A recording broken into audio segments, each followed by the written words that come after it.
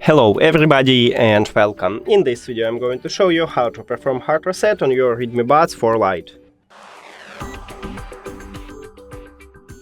You have to start by put your earbuds to the charging case and after that remove it from the charging case. Now the touch area is located right here at the top, so just put it to your ears and press 5 times and the both of the touch areas. 1, 2, 3, 4, 5. And now, as you can see, disconnected. Also, you can hear a tone prompt. So, firstly, we should remove it. Click the information icon or settings icon if you have Android. Forget the device, forget device. Also, if you have Android, click pair new device.